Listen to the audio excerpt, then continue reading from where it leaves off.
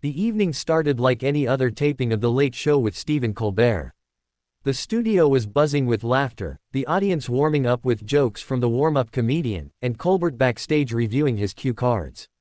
But tonight had a certain electricity in the air, the kind that hinted something unexpected was about to happen. Mark Wahlberg, Hollywood's action star turned entrepreneur, was the headliner. He was there to promote his latest film, Iron Resolve, a gritty war drama based on true events.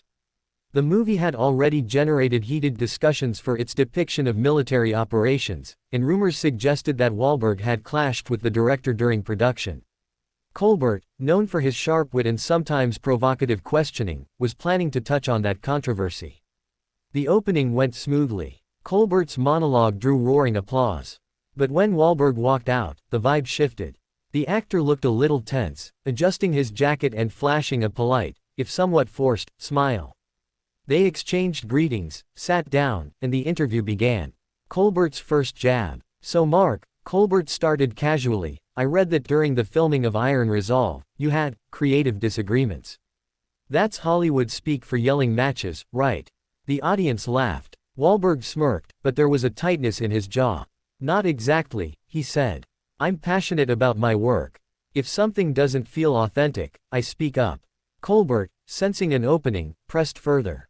"But authentic to you, or authentic to, say, the actual events?" Some veterans said they didn't recognize the story being told. A subtle murmur went through the crowd. Wahlberg's smile faded slightly. "I respect our veterans," he replied firmly.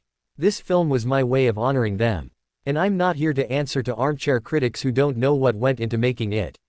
Tension rises. Colbert leaned back, his trademark smirk in place. "Well, one of those armchair critics is actually a Silver Star recipient who served in the same battle your movie's based on.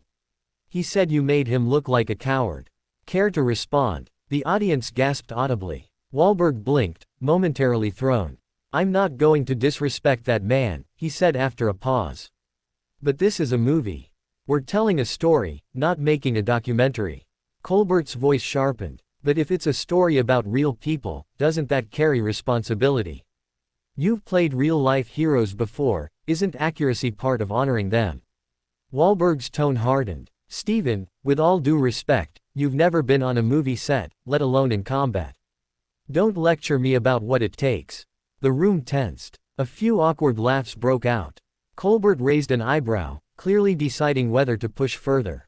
He did. The breaking point. "So, if anyone criticizes the film, your stance is basically, they don't know what they're talking about unless they've been in combat." "That's not what I said," Wahlberg shot back. "You're twisting my words. I'm just clarifying for the audience," Colbert replied smoothly. The conversation was quickly becoming a duel, each man subtly trying to one-up the other. Wahlberg's frustration was evident, his hands gripped the armrest, his voice rising slightly.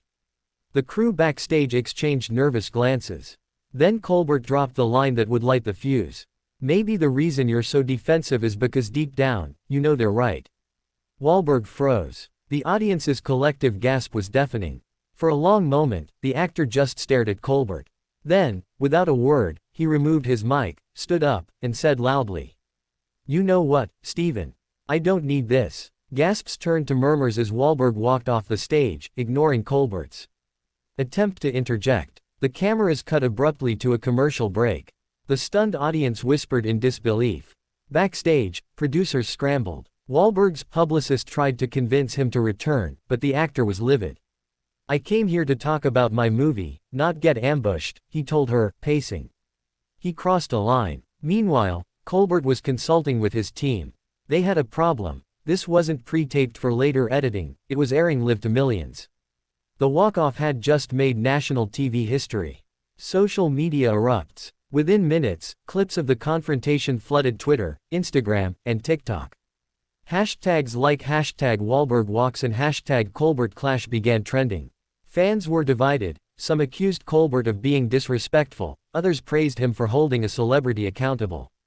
Military veterans weighed in, too. A few supported Colbert's questioning, saying Hollywood often distorts real stories. Others defended Wahlberg, pointing out his history of supporting veterans' charities. Damage control mode. By the next morning, every entertainment outlet had the story. Entertainment Tonight ran the headline. Wahlberg storms off Colbert, was it too far? Talk radio dissected every line of the exchange. YouTube commentary channels uploaded hour-long breakdowns, analyzing body language and tone. Wahlberg released a short statement through his representative. I have great respect for Stephen Colbert and his platform, but last night's interview crossed a line. I won't engage in conversations that distort my intentions or disrespect the sacrifices of our military. Colbert addressed it on his next show with a smirk. Last night's interview didn't go quite as planned. Mark, if you're watching, the chair's still warm. It got a laugh from the audience, but insiders claimed Colbert was privately frustrated. He believed Wahlberg had overreacted. The bigger impact. In the weeks that followed, the incident oddly boosted Iron Resolve's box office numbers. Controversy drew curiosity, and audiences wanted to see what the fuss was about.